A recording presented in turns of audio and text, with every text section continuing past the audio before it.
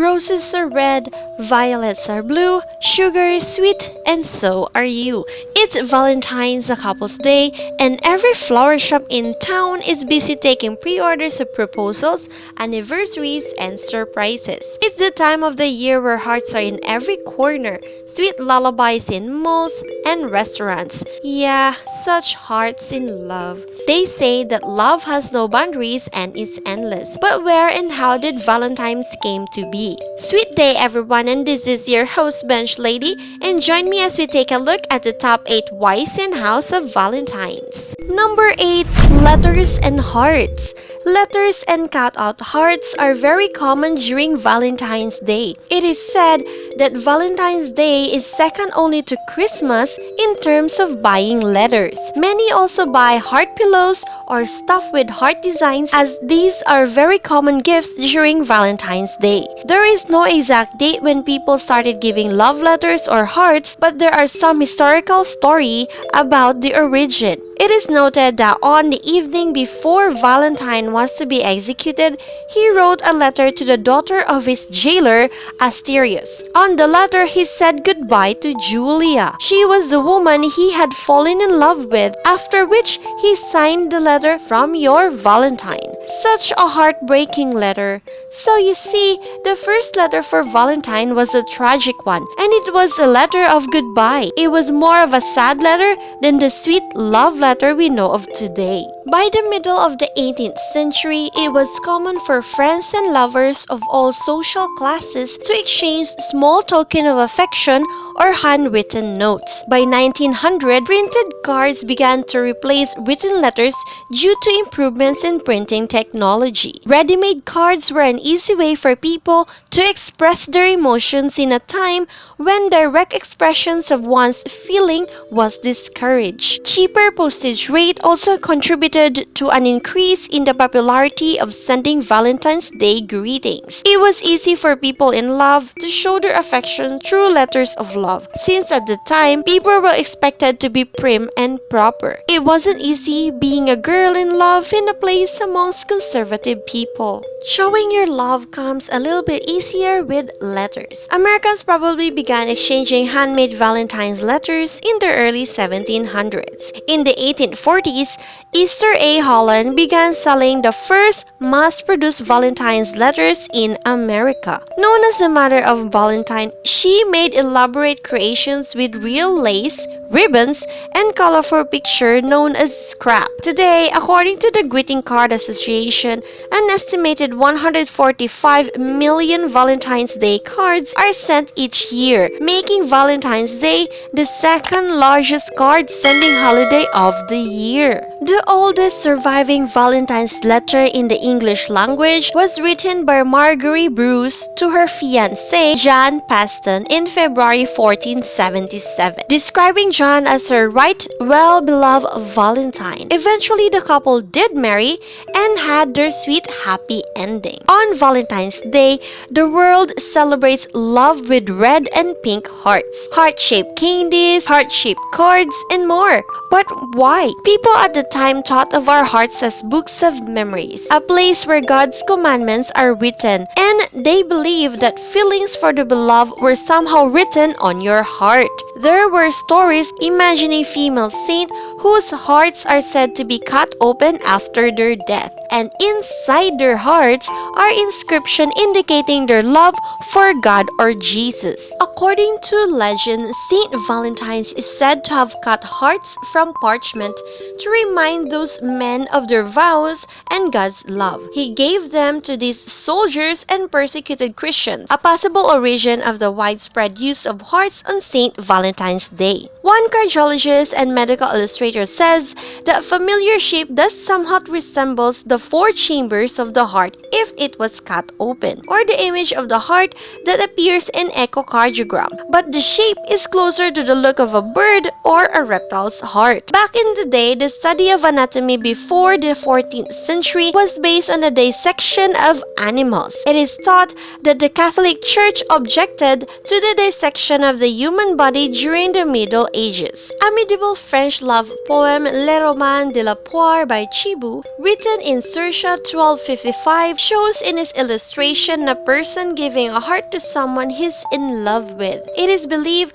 that the poem is the source of the idea that a person in love can give his or her heart to the beloved, the way the lover in the poem gives away a pear. Even then, the heart in question wasn't quite the shape that's recognizable today. The more familiar modern heart shape appears to have come on the scene from the Italian didactic poem Documente di Amore by Francisco Berbellino that went viral in the 14th century. Short after its publication, the scallop heart began appearing in other works of visual art and in tapestry. Number 7.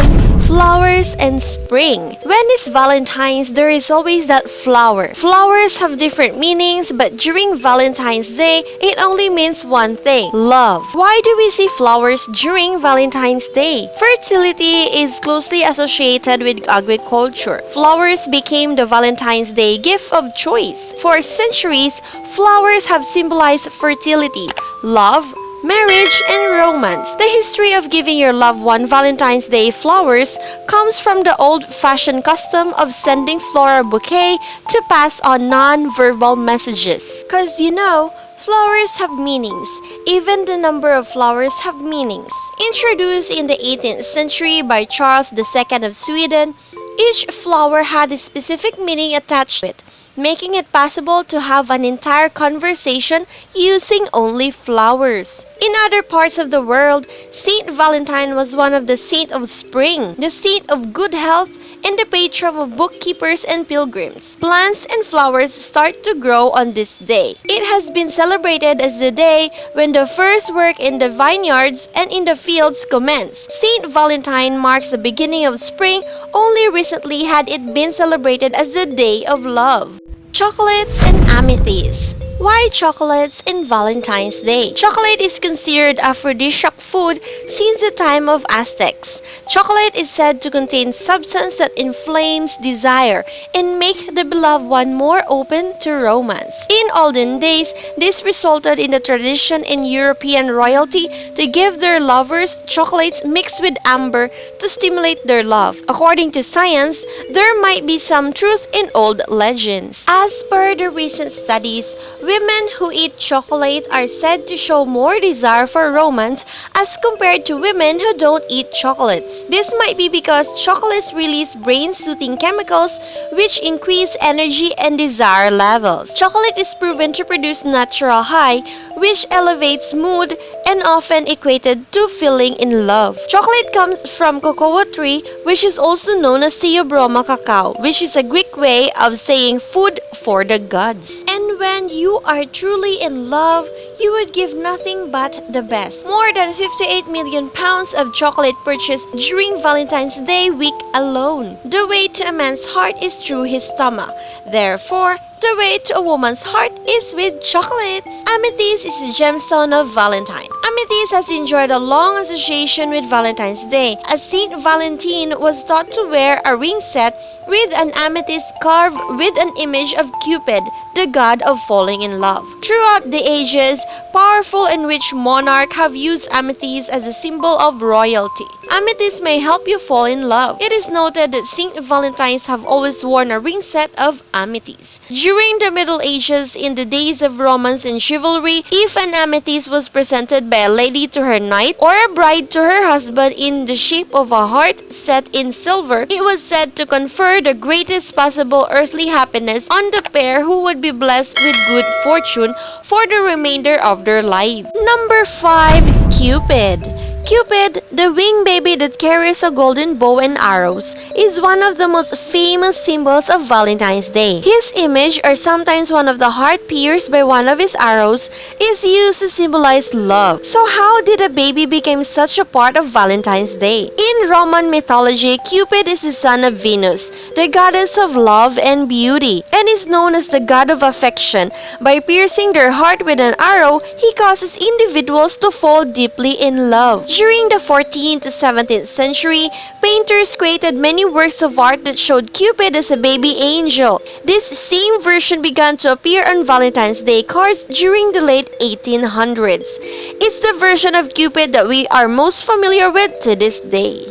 The original Cupid was more of a heartthrob than a cherub. Traced back to 700 BC, this character of legend was called Eros, the Greek word for desire. Depicted as a young man in his late teens, he was considered both handsome and threatening, as he would use his power to make people fall in love. Eros was unconquerable and invincible in battle. None among the mortals can escape. So how did the troublesome teen become a baby? Eros' stories were linked to stories about his mother, Aphrodite. It is said that his mother governs him. If a woman controlled his every move, then mortals had no reason to fear him. Eros was suddenly not so powerful anymore. He would act only on his mother's wishes. The way to sort this issue is for Eros to be kept an infant. Now, he's more in control and is just regarded as son of Aphrodite. They name him Cupid, a synonym for Eros that also transferred to desire. Cupid had become linked to the holiday for his love-creating abilities. Hallmark began manufacturing Valentine's Day cards in 1916 with Cupid holding arrows of heart or flowers. Cupid now stands as a little angel that pushes couples to express their love to one another. Number 4. Valentine's Day, a pagan festival. No evidence has been demonstrated to link Saint Valentine's Day and the rites of ancient Roman purification festival of Lupercalia. But we are going to talk about that anyway. The earliest possible origin story of Valentine's Day is the pagan holiday Lupercalia. Occurring for centuries in the middle of February, the holiday celebrates fertility. Men would strip naked and sacrifice a goat and dog. Young boys would then take strips of hide from the sacrificed animals and use it to whip young women to promote fertility. Lupercalia was popular and one of the few pagan holidays still celebrated 150 years after Christianity was legalized in the Roman Empire. Young women would actually line up for the men to hit them. They believed this would make them fertile. The brutal feat included a matchmaking lottery in which young men drew the names of women from a jar. The couple would then be coupled up to the duration of the festival, or even longer, if the match was right. When Pope Gelasius came to power in the late 5th century, he put an end to Lupercalia. Soon after, the Catholic Church declared February 14 to be a day of feast to celebrate the martyred Saint Valentine. The feast was meant to replace Lupercalia. 1,000 years later, in his poem The Parliament of Faust, Geoffrey Chaucer was the first person to link Valentine's Day to romance. It was suggested that Chaucer may have linked Valentine's Day to romance more or less by chance. Valentine's Day is approximately the time when European birds start mating. Shakespeare also romanticized Valentine's Day in his work, and it gained popularity throughout Britain and the rest of Europe. Eventually, the tradition made its way to the New World. Number 3. February 14. The Romans celebrated the Feast of Lupercalia, a pagan fertility ritual, but none to love was held in from February 13 to 15 each year. It was a festival local to the city of Rome. The Pope abolished Lupercalia and 2 men were persecuted. There were 2 men named Valentine known to be executed by Emperor Claudius II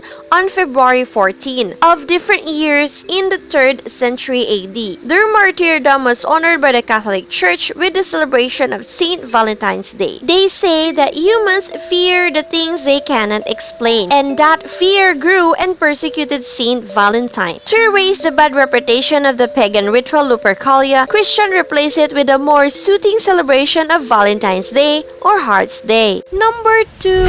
A day of love. The only time of the year that everybody agrees to celebrate love. It is a time where love is in the air and romance is everywhere. During this time, there are countries that had traditions in reference to Valentine's Day. Jack Valentine is a folk character in Norfolk who leaves presents on doorsteps for children. In other Scandinavian countries, the holiday is largely an American and commercial influence, mostly promoted by the flowers and candy industry in order to stimulate sales. South Korean tradition, women give men chocolates on February 14, and the men in return gave their women a different type of candy on March 14. Those that did not receive any during Valentine's Day celebrates the Black Day. On April 14, it is said that this was to celebrate their loneliness by eating black noodles. Number 1. The Legend of Saint Valentine. Who is the patron saint of Valentine's Day? By some estimations, there are over 10,800 saints, of which there are more than 30 named Valentines and even a few named Valentinas. Two Valentines stand out as likely candidates for the namesake saint. Both Valentines were martyrs put to death by the Roman Emperor Claudius in the 3rd century. Both men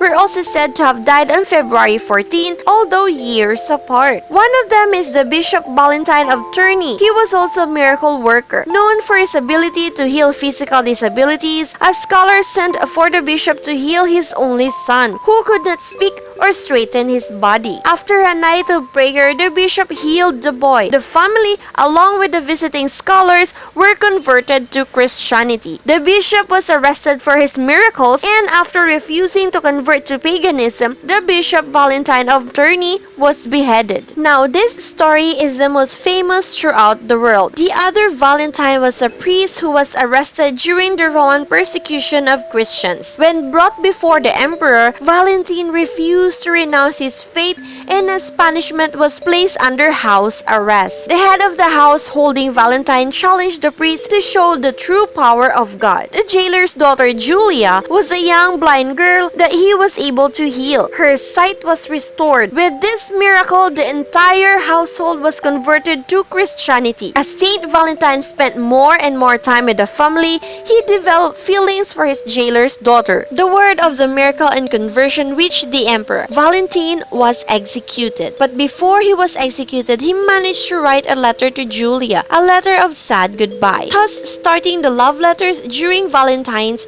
and the term from your Valentine. True love conquers all, just as God, for He so loved the world that He gave us His only Son to save us from the fires of hell. Love is not limited to romance, so let's enjoy Valentine's Day with our families as well. This is your host, Bench Lady. Don't forget to subscribe and hit that bell to get the latest update of our videos, and comment your suggestions below. If you like this video, give us a thumbs up, and I'll be seeing you in our next top 8 rank review.